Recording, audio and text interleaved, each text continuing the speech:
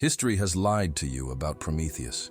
For centuries, we've been told he was humanity's savior, the titan who stole fire from the gods and gave us civilization. But what if that's exactly what they wanted you to believe? What if Prometheus wasn't a hero at all, but the architect of humanity's eternal suffering? What if the fire he stole wasn't meant to save us, but to damn us forever? The story, you know, is sanitized, watered down for children's books and feel-good movies.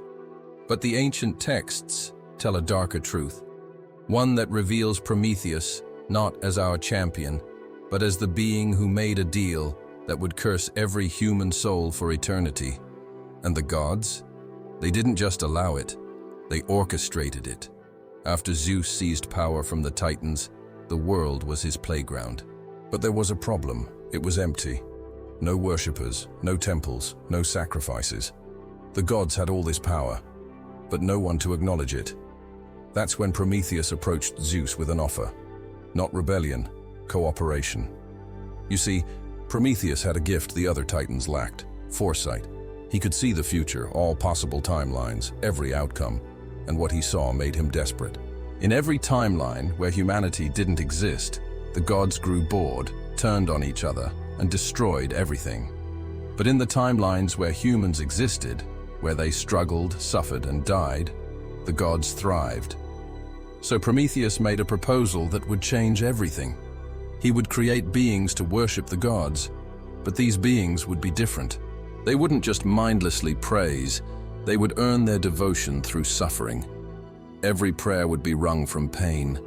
Every sacrifice would be born from desperation.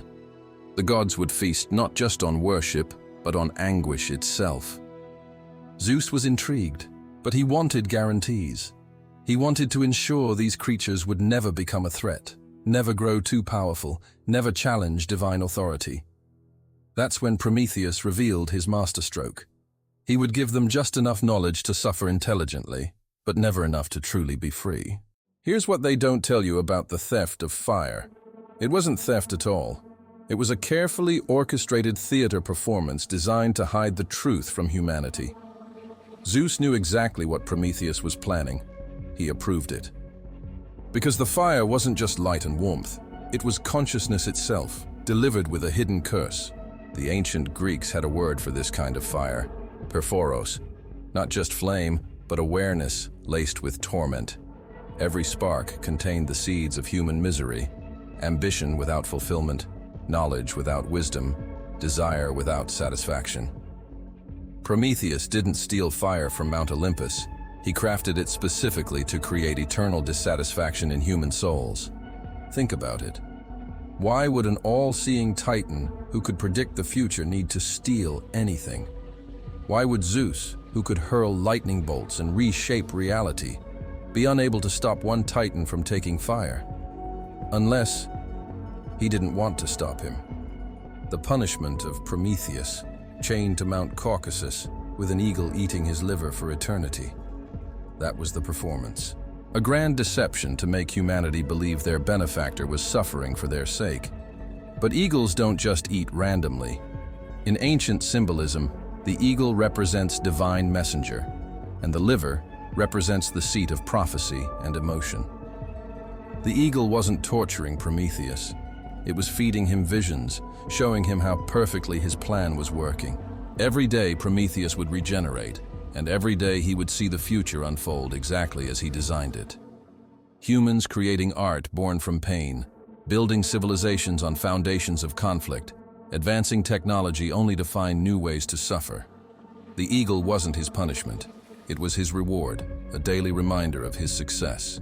But here's where it gets darker. The fire didn't just bring consciousness, it brought the capacity for hope. And hope, as the ancient Greeks understood, is the cruelest curse of all. Because hope keeps you alive just long enough to experience more disappointment. Hope makes you believe things can get better, ensuring you'll never accept your fate.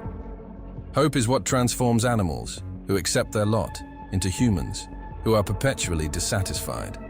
The pattern Prometheus established 5 millennia ago is still playing out today, and the evidence is everywhere once you know what to look for.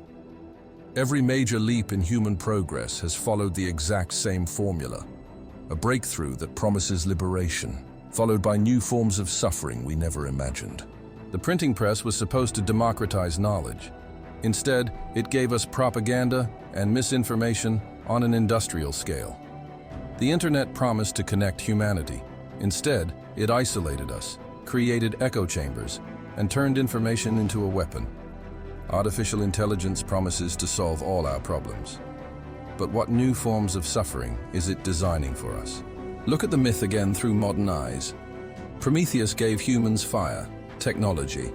But every technology comes with unintended consequences that seem to create more problems than they solve. It's as if there's a hidden algorithm embedded in progress itself, ensuring that every solution generates new suffering. Consider the psychological evidence. Humans are the only species that suffers from existential dread, the only creatures that commit suicide not from pain, but from awareness of meaninglessness. We're the only beings that create art about our own suffering, that build entire philosophies around the inevitability of disappointment. That's not natural evolution, that's programming. Modern neuroscience has discovered something disturbing. The human brain is wired for dissatisfaction. The dopamine system that drives motivation doesn't reward achievement. It rewards the pursuit of achievement. The moment we get what we want, the satisfaction disappears and we need something new to chase. It's a neurochemical trap that keeps us perpetually hungry, perpetually unsatisfied, perpetually suffering. And here's the truly chilling part. Recent studies in quantum consciousness suggest that human awareness itself might be an artificial construct, a kind of biological technology that creates suffering by making us observe our own existence. We're not just conscious, we're trapped in consciousness, forced to watch ourselves live, age, and die. That's not a gift from a benevolent titan. That's a sophisticated torture device. But why would Prometheus doom humanity? What did he gain from our eternal suffering?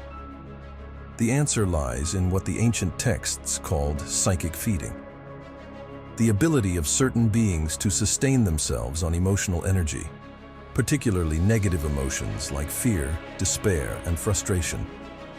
The gods weren't just metaphors for natural forces, they were entities that required worship to maintain their existence. But simple worship wasn't enough. They needed intensity, passion, desperation. And nothing generates more intense emotion than conscious suffering. A cow doesn't pray when it's slaughtered. It just dies. But a human facing death will generate fear, hope, despair, and bargaining all at once. That's a feast for beings that feed on consciousness. Prometheus saw an opportunity to become the ultimate supplier. By creating beings capable of sophisticated suffering, he could provide a constant stream of psychic energy to the gods while positioning himself as humanity's protector. It was the perfect crime. He would be worshipped by his victims for the very curse he had placed upon them. This is why every culture has a Prometheus figure. Loki in Norse mythology, Quetzalcoatl in Aztec lore, Anansi in African traditions. The story repeats because the pattern repeats. Somewhere in the distant past, humanity was given the gift of consciousness by beings who benefit from our suffering. And here's what should terrify you. The pattern isn't finished. If Prometheus could see the future, he would have planned for our technological age. The internet, social media, virtual reality, these aren't just human innovations. They're the next phase of the fire theft, designed to amplify human suffering by connecting it globally and making it inescapable. Think about it. We now carry devices that give us instant access to all human knowledge, yet depression and anxiety rates are at historic highs. We can communicate with anyone on Earth, yet loneliness is epidemic. We have more entertainment options than any generation in history, yet boredom drives us to destructive behaviors. We have dating apps that promise perfect matches, yet relationships are more fragile than ever. Every technology follows the Prometheus pattern: promise salvation, deliver sophisticated suffering. And the more connected we become, the more efficiently our emotional energy can be harvested.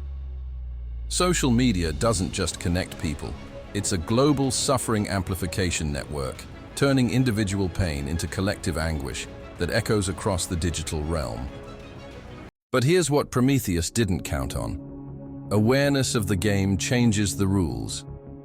Once you understand that consciousness itself might be a trap, you can begin to step outside it. Ancient mystics knew this. That's why they developed practices like meditation, designed not to enhance consciousness but to transcend it. The fire of Prometheus burns brightest when we're unaware of it. But when you recognize the pattern, the way hope leads to disappointment, the way every solution creates new problems, the way consciousness traps you in observation of your own suffering, you can begin to choose differently.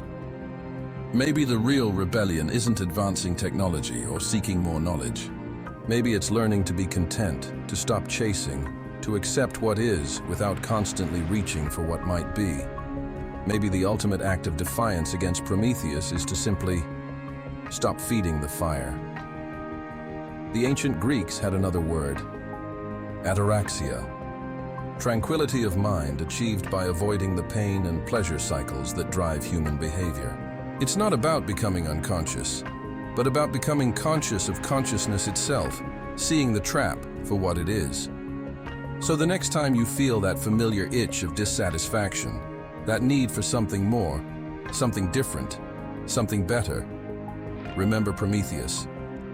Remember that the fire he gave you burns brightest when you are reaching for things you do not have, suffering over things you can't control, hoping for futures that may never come. The rebellion isn't about stealing more fire. It's about learning to live without burning yourself alive.